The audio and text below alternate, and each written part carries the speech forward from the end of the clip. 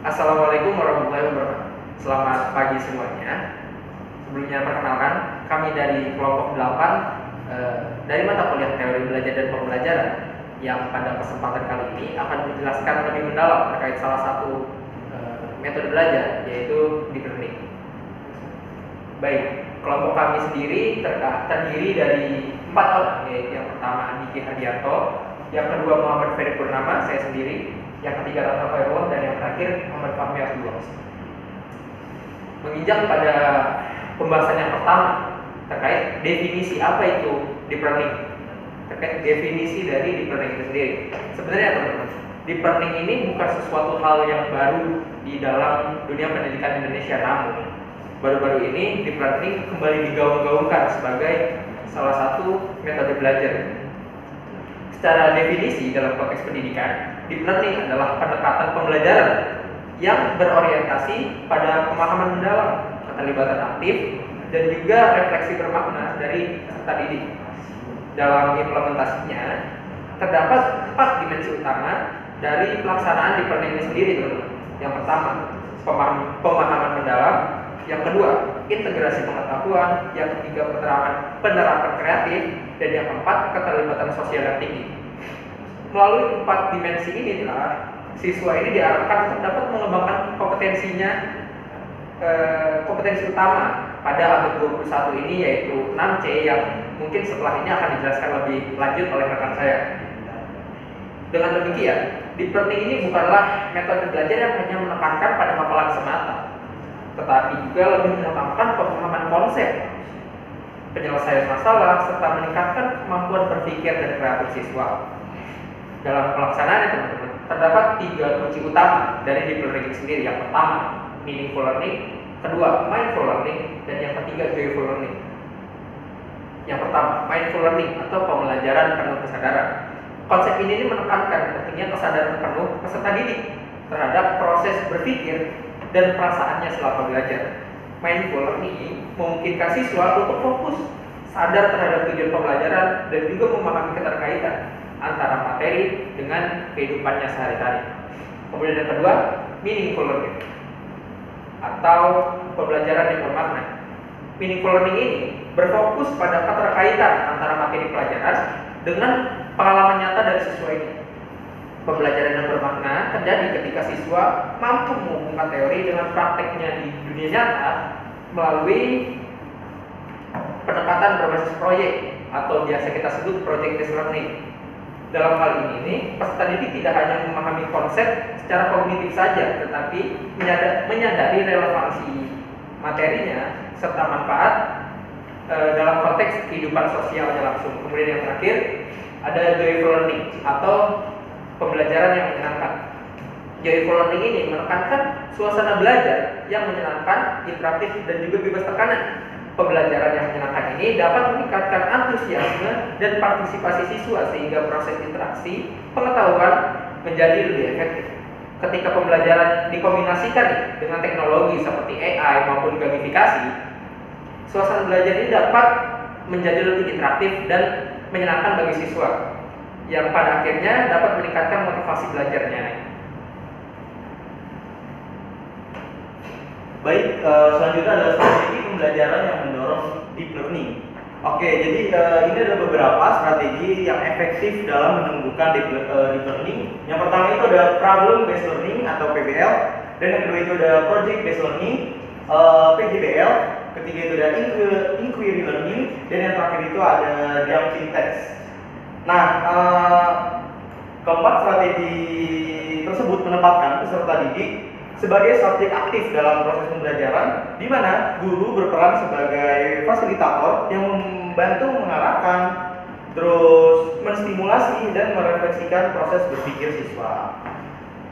Nah, selanjutnya ini adalah kompetensi yang ditingkatkan.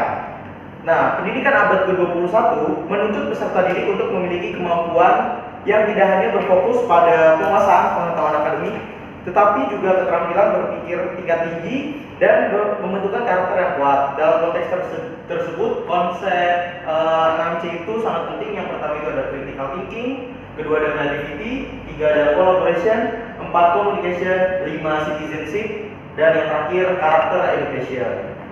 Nah, seluruh aspek ini tidak berdiri secara terpisah, melainkan saling berkaitan dalam membentuk profil pelajar yang utuh, cerdas secara intelektual, kreatif dalam berpikir, komunikatif dalam berinteraksi, kolaboratif dalam bekerja sama, serta memiliki kesadaran moral dan tanggung jawab sosial.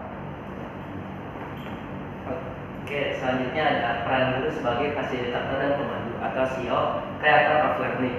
Yaitu guru itu berperan penting dalam keberhasilan pendidikan, tidak hanya menyampaikan pengetahuan tetapi juga menciptakan pembelajaran yang aktif dan bermakna. Nah, berdasarkan Undang-Undang Nomor 14 Tahun 2005, guru ini adalah pendidik profesional yang mendidik, membimbing, melatih dan mengevaluasi peserta didik. Selain itu, guru itu berfungsi sebagai motivator untuk yang menumbuhkan semangat belajar dengan memahami karakter, kebutuhan dan minat peserta didik. Melalui pendekatan yang humanis, guru ini dapat membangkitkan motivasi siswa agar menyadari pentingnya belajar untuk masa depan. Nah, yang kedua ini ada peran siswa sebagai agen aktif yang bertanggung jawab atas proses belajarnya, student agency. Nah, sebagai agen aktif dalam kurikulum Merdeka, siswa ini dituntut untuk bertanggung jawab penuh terhadap keberhasilannya. Di sini ada 4. Yang pertama itu mengatur strategi belajar mandiri, yaitu menentukan cara belajar dan mengelola waktu. Yang kedua itu berpartisipasi dalam diskusi dan kolaborasi, yang dimana ini tuh menyampaikan pendapat dan menghargai perbedaan. Yang ketiga itu mengembangkan motivasi dan inisiatif diri, yaitu untuk perbaikan terhadap peserta didik itu sendiri. Nah, yang terakhir itu adalah beradaptasi dengan teknologi dan perubahan, yaitu melalui dengan di era sekarang kan digital itu kan lebih maju ya. Nah, melalui pemanfaatan seperti digital, siswa ini terbantu gitu untuk proses belajarnya. Yang terakhir ada penilaian dalam learning. Yang pertama penilaian formatif, yaitu asesmen sebagai pembelajaran. Nah, penilaian formatif ini berfungsi nggak hanya menilai hasil akhir, tetapi juga memahami proses belajar siswa. Dalam pendidikan abad ke-21, asesmen ini menjadi sarana pembelajaran yang mendorong refleksi dan perbaikan diri. Yang kedua adalah penggunaan portofolio, rubrik, dan refleksi diri, yang dimana penggunaan portofolio, rubrik, dan refleksi diri ini menjadikan penilaian lebih objektif dan bermakna. Rubrik ini membantu siswa memahami standar yang diharapkan, sedangkan refleksi diri melatih kesadaran metakognitif untuk mengenali kekuatan dan kelemahan belajar. Oke, di sini ada tantangan dalam implementasi. Di sini ada 3 poin. Yang pertama adalah teknis, infrastruktur, dan etnis. Yang kedua persoalan interoperabilitas model. Yang ketiga munculnya bias algoritmatik. Nah, di sini ada dampak dan prospek. Yang mana dampak itu ada contohnya.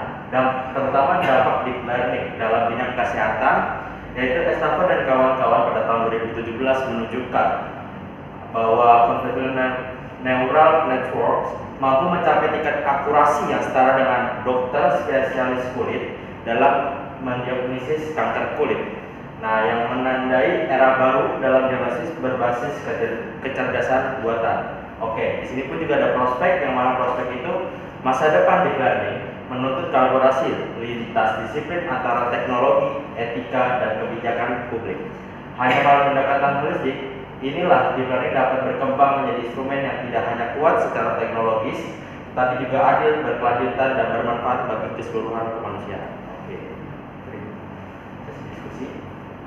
Baik, selesai sudah pemaparan materi dari kelompok kami dan masuklah kita pada sesi diskusi yang pada kesempatan kali ini kami sudah merangkum sedikitnya ada 2 pertanyaan yang sebelumnya sudah dikemukakan oleh rekan-rekan kelas kami. Itu yang pertama, tadi sudah dijelaskan terkait joyful learning yang maknanya adalah pembelajaran yang menyenangkan. Nah, pertanyaannya adalah bagaimana Anda selaku guru dapat memastikan kelas ini dapat menyenangkan namun tetap kondusif. Dan yang kedua, mengapa penilaian formatif dinilai lebih mampu membantu perkembangan belajar siswa dibandingkan hanya menggunakan teks tulis. Baik, saya izin langsung menjawab pertanyaan pertama. Terkait pertanyaan besarnya adalah bagaimana Anda selaku guru dapat memastikan kelas ini dapat menyenangkan namun tetap kondusif dalam konteks joyful learning. Baik, dalam proses pembelajaran di kelas, kita itu tidak hanya dituntut untuk menciptakan pembelajaran yang menyenangkan saja, tetapi harus juga menciptakan pembelajaran yang kondusif gitu. Sedikitnya saya sudah merangkum ada 5 poin penting guna menciptakan goals tersebut gitu. Yang pertama, bangun interaksi positif antara siswa, antara kita sebagai guru dengan para siswa. Dengan interaksi yang positif, teman-teman, siswa ini menjadi lebih aktif di kelas, tidak takut dengan gurunya, dan terciptalah pembelajaran yang efektif gitu. Kemudian yang kedua, aktivitas yang variatif agar siswa ini tidak jenuh dan agar pembelajaran menjadi kondusif, haruslah menggunakan cara belajar yang variatif agar siswa ini tidak berpikir belajarnya itu aja begitu. Kemudian yang ketiga, hubungkan materi dengan kehidupan sehari-hari. Hal ini tuh perlu dilakukan agar siswa tuh lebih semangat ketika materi yang dia pelajari ini relate dengan apa yang dia rasakan di hidupnya gitu. Kemudian yang keempat, berikan feedback yang positif gitu ya. Siswa pula perlu diapresiasi ketika berhasil melakukan hal yang kita minta gitu. Misal siswa sudah berhasil mengerjakan soal, kita perlu memberikan feedback agar siswa ini menjadi semangat ke depannya gitu. Kemudian yang terakhir, agar pembelajaran tidak hanya menyenangkan tapi juga tetap kondusif, itu tetapkan aturan yang jelas agar siswa tahu di mana batasan-batasan dia dalam menjalankan pembelajaran yang dalam tanda kutip menyenangkan tersebut. Baik, mungkin selanjutnya ada tambahan dari rekan saya, silakan. Oke, tambahan dari saya adalah, jadi dalam pelaksanaan deep learning khususnya joyful learning, pembelajaran yang menyenangkan saja belum cukup menciptakan pembelajaran yang efektif. Akan tetapi pembelajaran yang menyenangkan harus juga dibarengi dengan suasana yang kondusif agar proses belajar mengajar menjadi efektif. Oke, di sini saya akan menjawab pertanyaan yang kedua, yaitu mengapa penilaian formatif dinilai lebih mampu membantu perkembangan dari siswa dibanding hanya menggunakan tes tertulis. Nah, penilaian formatif ini tuh lebih membantu karena dilakukan sambil proses belajar berlangsung. Jadi guru ini langsung itu tahu bagaimana yang belum paham dan kasih bimbingan pada saat itu juga. Nggak kayak tes tertulis yang biasanya cuma lihat hasil akhir. Penilaian formatif ini ngasih umpan balik cepat dan jelas. Misalnya lewat diskusi, observasi, refleksi atau tugas kecil. Nah, dari situ siswa bisa tahu nih kesalahan mereka, ngerti apa yang harus diperbaiki, dan akhirnya belajar